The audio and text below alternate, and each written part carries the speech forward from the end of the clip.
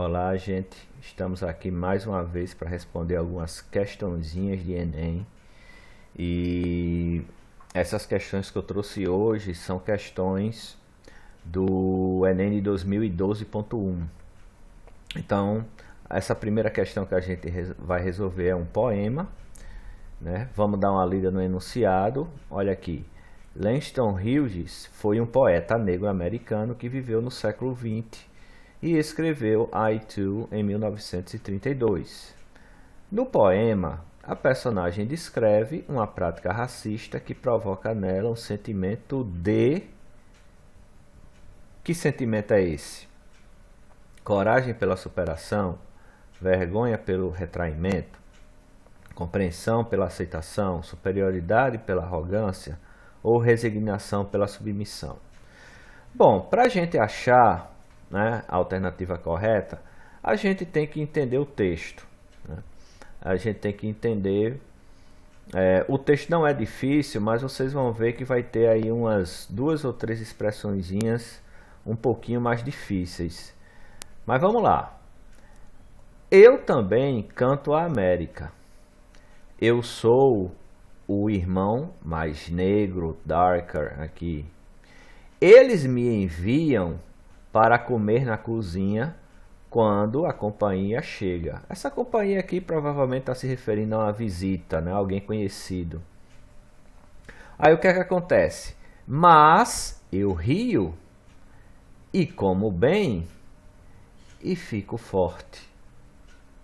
Amanhã, tomorrow, eu estarei à mesa quando a visita vier, quando a companhia vier. Ninguém ousará, dare é o verbo ousar, ninguém ousará dizer para mim, coma na cozinha, então. Além disso, eles verão o quão bonito eu sou. E ficarão envergonhados. Be ashamed é ficar envergonhado. E ficarão envergonhados. Eu também sou América. Então, se a gente analisar, né, esse poema, como eu falei, tem umas 2 ou 3 expressões mais difíceis, mas a gente vê o que é que acontece. Existe uma prática discriminatória, né, em que a personagem se coloca numa posição de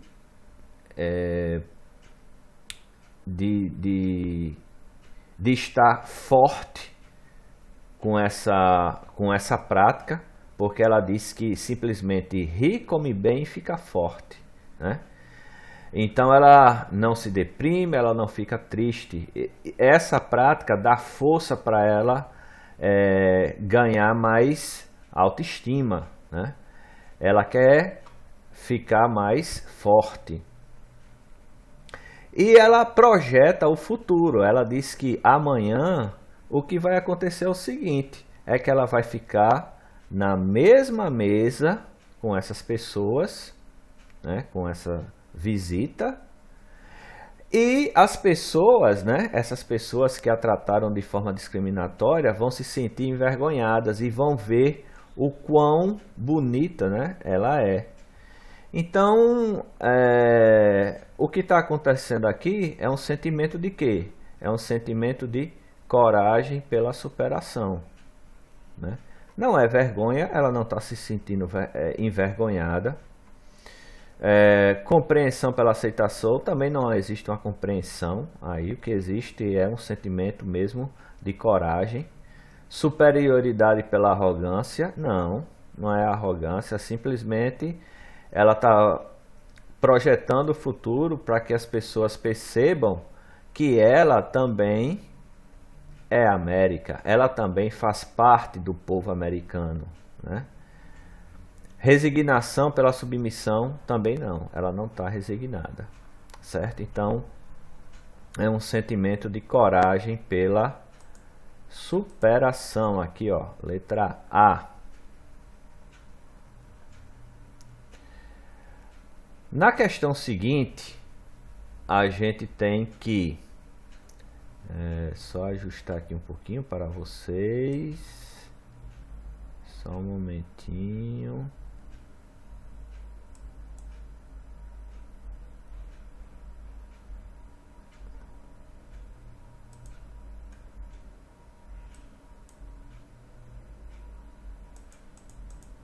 Pronto. Deixa eu só diminuir essa imagem. Pronto, fica melhor para vocês verem. Então tem aqui J.K. Rowling to pen first novel for adults. Bom, vamos ver aqui. J.K. Rowling, todo mundo conhece, né, pelos livros do Harry Potter e suas aventuras. Aqui tem aventuras, mas é aventuras. Sobre o bruxo Harry Potter e suas aventuras adaptados para o cinema. Esse texto, que aborda a trajetória da escritora britânica, tem por objetivo... Então, qual é o objetivo desse texto? É informar que a famosa série Harry Potter será adaptada para o público adulto? É divulgar a publicação do romance por J.K. Rowling inteiramente para adultos? É promover a nova editora que irá publicar os próximos livros de J.K. Rowling? É informar que a autora de Harry Potter agora pretende escrever para adultos? Anunciar o novo livro da série Harry Potter publicado por editora diferente? Bom, aqui é o seguinte. Só o título ele já responde a questão. Quando tem aqui J.K. Rowling to pen first novel for adults.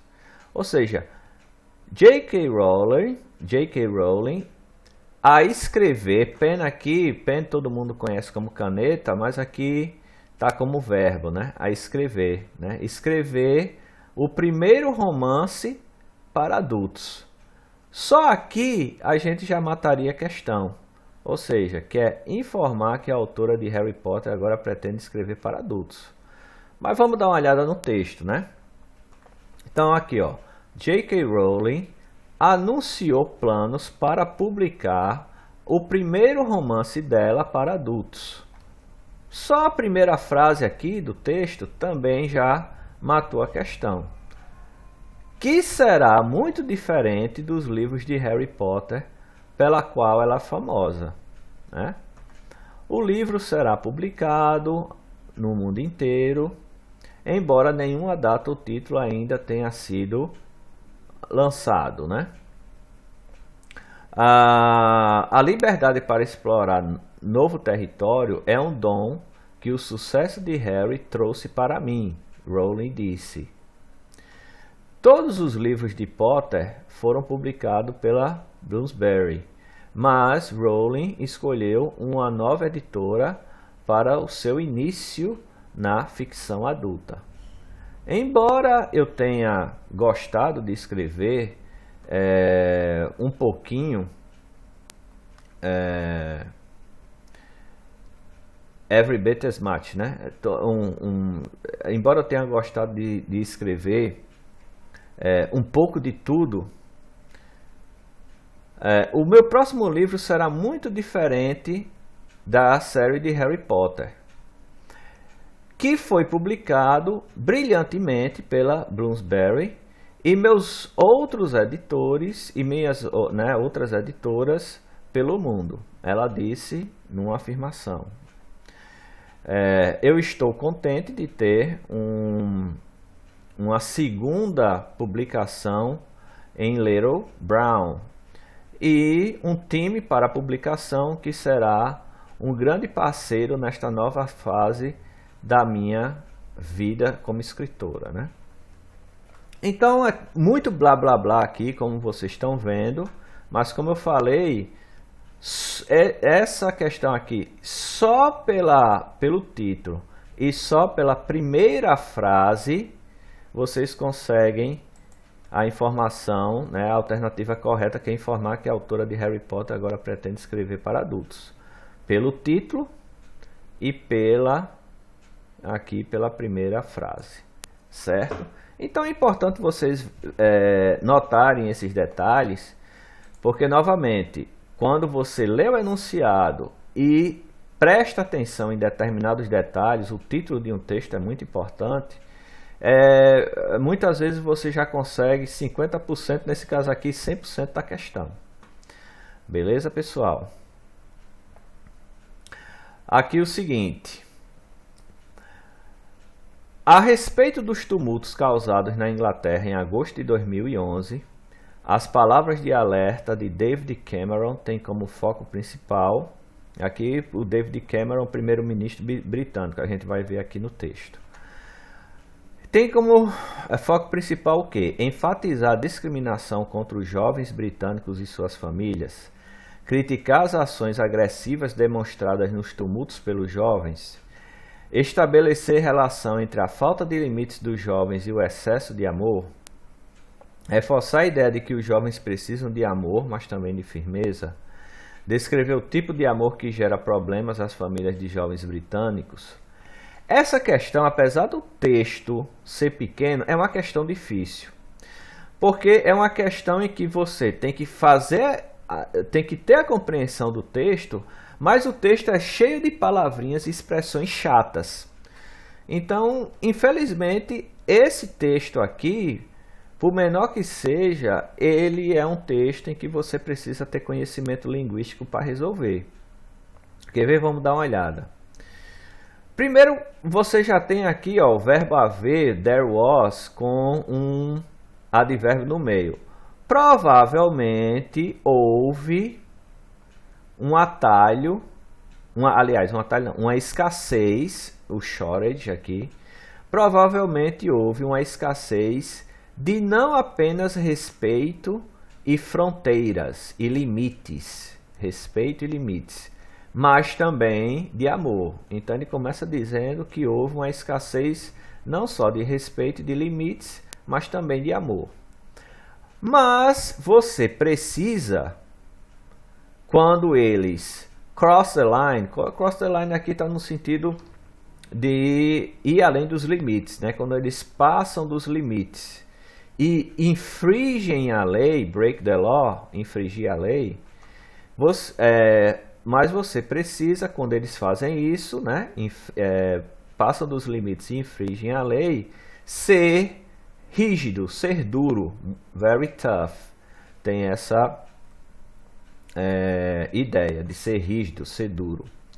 O primeiro-ministro britânico, David Cameron, né, argumentando que aqueles envolvidos nos tumultos recentes, como tem aqui no enunciado, o riots aqui que são revoltas, tumultos recentes na Inglaterra, precisam de amor firme, né?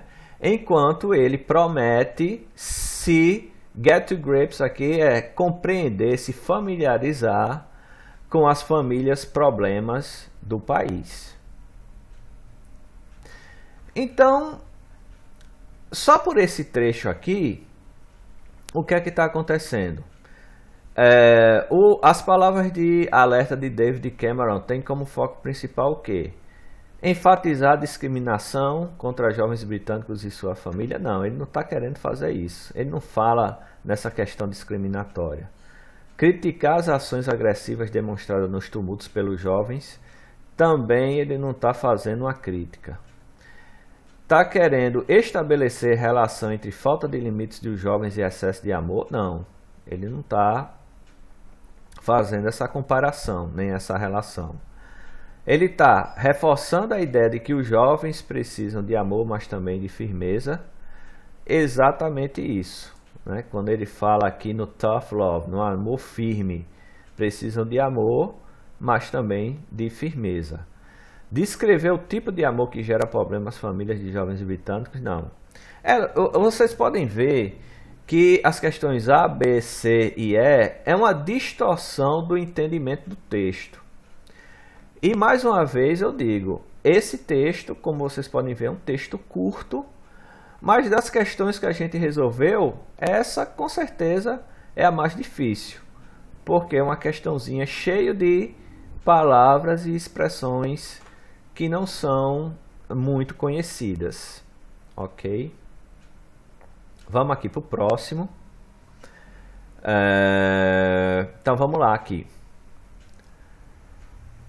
Aproveitando de seu status social e da possível influência sobre seus fãs, o famoso músico Jimi Hendrix associa em seu texto os termos Love, Power e Peace para justificar sua opinião de que, então ele está aqui, ó, contendo os termos, né, amor, poder e paz, para justificar sua opinião de que a paz tem o poder de aumentar o amor entre os homens, o amor pelo poder deve ser menor do que o poder do amor, o poder deve ser compartilhado entre aqueles que se amam, o amor pelo poder é capaz de desunir cada vez mais as pessoas, a paz será alcançada quando a busca pelo poder deixar de existir.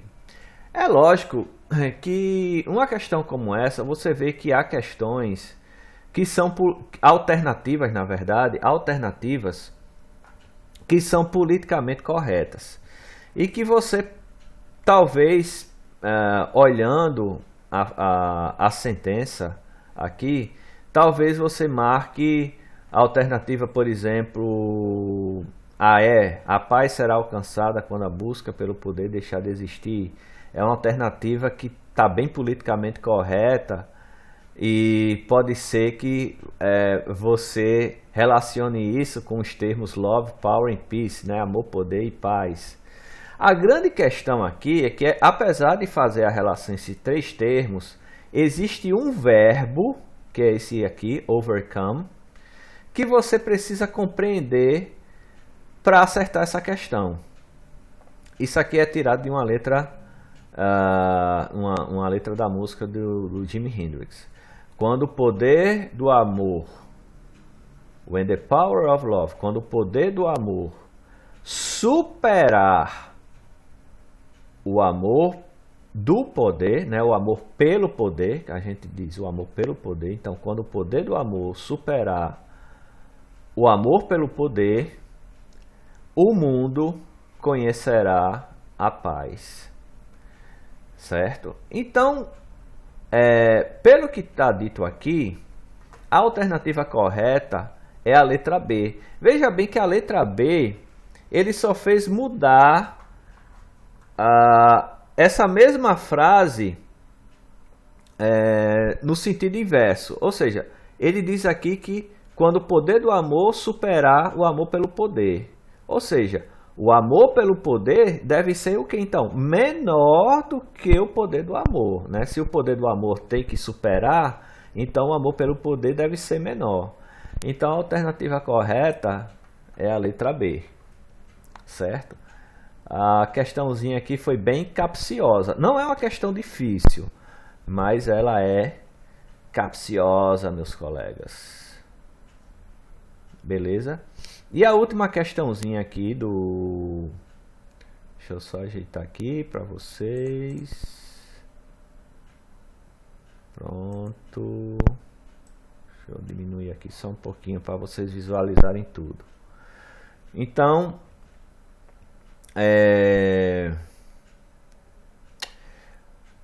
o enunciado diz o seguinte: cartoons são produzidos com o intuito de satirizar comportamentos humanos e assim oportunizam a reflexão sobre nossos próprios comportamentos e atitudes. Nesse cartoon, a linguagem utilizada pelos personagens em uma conversa em inglês evidencia a predominância do uso da linguagem formal sobre a língua padrão, dificuldade de reconhecer a existência de diferentes usos da linguagem, aceitação dos regionalismos utilizados por pessoas de diferentes lugares, necessidade de estudo da língua inglesa por parte dos personagens ou facilidade de compreensão entre falantes com sotaques distintos. Aí aqui a gente tem que compreender o que é que está acontecendo nessa conversa desse cartoon. Então o carinha aqui, né, está dizendo assim: de forma alguma você deveria estar aqui se você não falar inglês bem, né? Aí o que é que o outro responde? Certamente, eu posso sugerir que você evite duplas negativas E não se esqueça de usar um advérbio. O que é que ele está fazendo? Ele está fazendo uma comunicação com erros gramaticais. O ain't no, gramaticalmente é errado, né? Essa contração aqui é bem formal. Vocês estão vendo aqui, também está faltando aqui um apóstrofo. E o advérbio aqui, que ele o real good aqui, né? Seria really well, né? Então ele fez a comunicação usando erros gramaticais, que é reforçado aqui de forma categórica e bem formulada, né, pelo o outro personagem aqui do cartoon.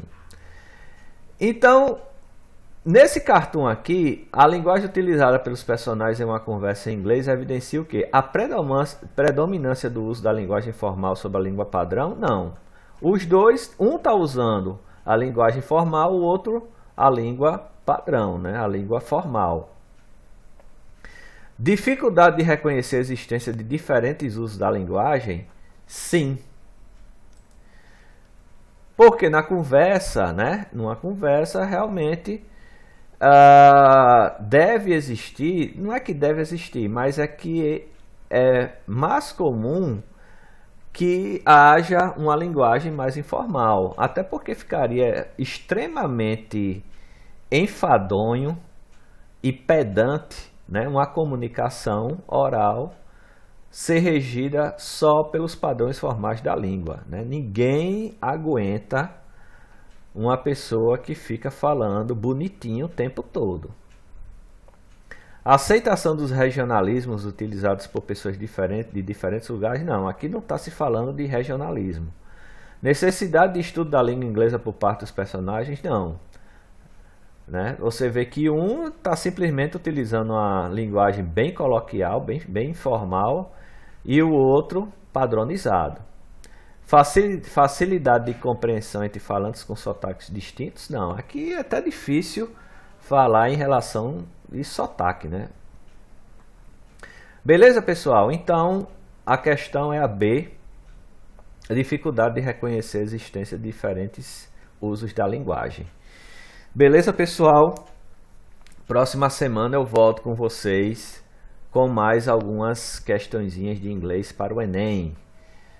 Ok? Um abraço a todos. Fiquem em casa.